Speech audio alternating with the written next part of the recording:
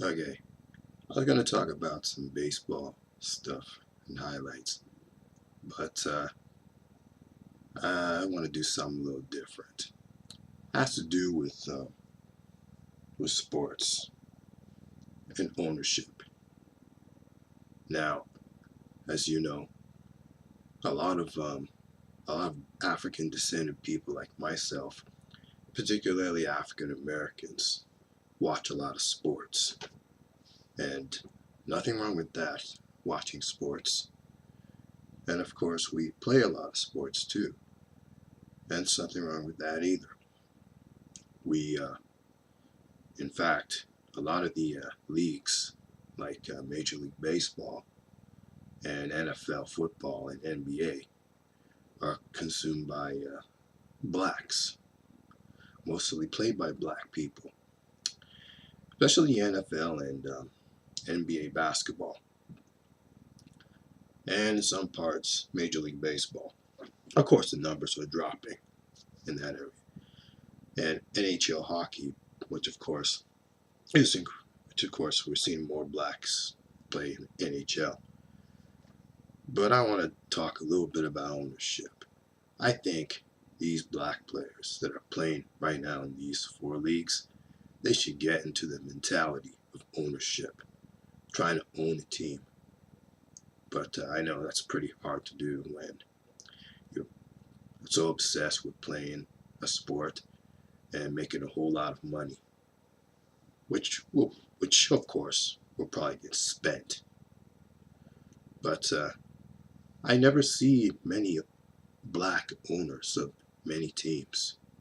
Usually in NBA, I see some black ownership, but mostly it's owned by whites, especially Jewish whites.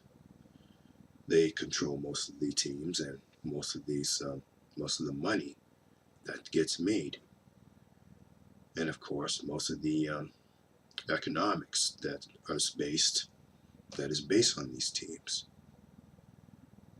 I like to see more people of African descent at least own one NFL team, one NBA team, and maybe one Major League Baseball team, and to maybe some extent an NHL team,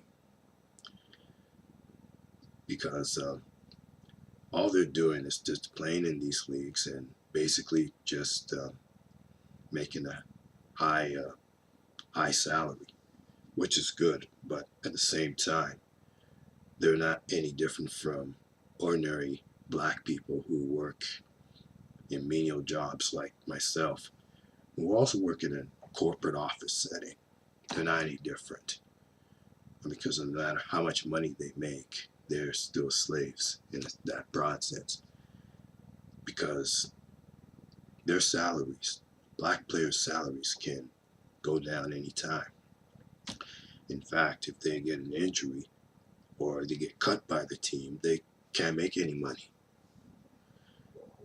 This is especially in NBA and NFL teams, NFL league, where a lot of these blacks play and they just basically just get injured, and when they get injured, their paychecks get cut just like that. I mean, but they don't have really full control of the whole of the leagues, any of the leagues, because most of the NFL is run by these commissioners who are white, predominantly white. I don't want to be racist or anything, but you would think that if these black players play a lot, and the numbers are pretty large, you would think that they would own part of these teams, or make a whole lot of steady money in these organizations. But they don't. All they want to do is just play. I think they just get out of that mentality and get into this habit of owning each of their teams. Just like this documentary that I saw, which I downloaded from YouTube. I think Amari Stoudemire, he said it best. A black NBA player should get into the habit of, from playing basketball, and get into the habit of owning a team. Sports ownership, that's the big thing among black African American males. But still in that department, we seem to have a long way to go on that.